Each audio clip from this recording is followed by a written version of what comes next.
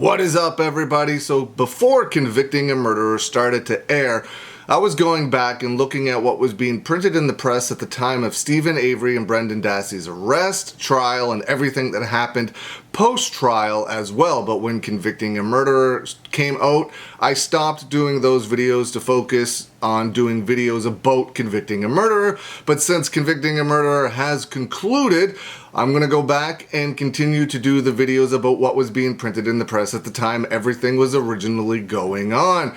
So here we are, we're back on to May 23rd, 2007, and it is from the Madison, Wisconsin State Journal. The headline is, and of course I put everything up on the screen for you so you can see it as well, "Once freed Avery won't get a new trial. Stephen Avery, 44, faces life in prison for the murder of photographer Teresa Halbach. A man who spent 18 years in prison for a crime he didn't commit, only to be convicted of murder 3.5 years after he was released, will not get a new trial," a judge decided on Tuesday. Stephen Avery, 44, was convicted of first-degree intentional homicide and being a felon in possession of a firearm in March after a 5-week trial, but he was acquitted of mutilating the corpse. He and his 17-year-old nephew Brendan Dassey were accused of murdering photographer Teresa Halbach, 25, and then burning her body near the family's rural savage lot on Halloween in 2005. Investigators found charred fragments of Halbach's bones in a pit behind Stephen Avery's garage and in a barrel. Avery was convicted in 1985 of a crime and spent 18 years in prison before being exonerated by DNA evidence. He was freed in 2003. His lawyers filed a 38-page motion last month for a new trial, saying the verdict was inconsistent. After a 30-minute hearing, Manitowoc County Circuit Court Judge Patrick Willis said he was not aware of any Wisconsin state law, case law, that allowed a judge to overturn a jury's verdict for inconsistency. Willis said he had previously ruled on other issues raised in a motion that would not reconsider them. Avery will be sentenced June 1st and faces a mandatory sentence of life in prison plus 10 years. Willis has the option of setting a parole eligibility date. Avery has claimed he was framed for Halbach's murder by the same sheriff's department that put him away in 1985. About 60 witnesses testified at Avery's trial, and the jury deliberated for nearly 22 hours over 3 days. Dassey was convicted in April of first-degree intentional homicide, second-degree sexual assault, and mutilation of a corpse. His sentencing date is August the 6th. This next article is from May 28th, 2007, from the Madison, Wisconsin State Journal. Brother, leave Avery no chance of parole. The brother of Teresa Halbach has asked a judge to sentence the man convicted of killing her to life in prison with no chance for parole. For taking Teresa's life, for never showing remorse, and for never asking for forgiveness, I recommend that you sentence Stephen Avery to life in prison without parole, Mike Halbach said in his letter to Manitowoc County Circuit Court Judge Patrick Willis. Avery is scheduled to be sentenced Friday, and the letter is part of the opportunity that the Halbach's family and friends have to confront Stephen Avery. Stephen Avery's attorney, Dean Strang, has not said if Avery will address the judge himself or if anyone would speak for Avery at the sentencing. The next article here is from June 2nd, 2007, from the Madison, Wisconsin State Journal.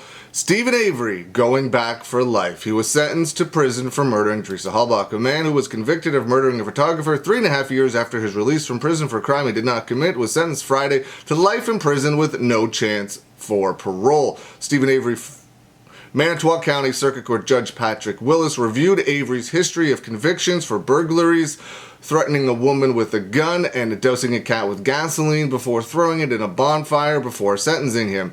The offenses escalated over time, Judge Patrick Willis said, and the latest one, Halbach's murder, was a calculated case of premeditated murder.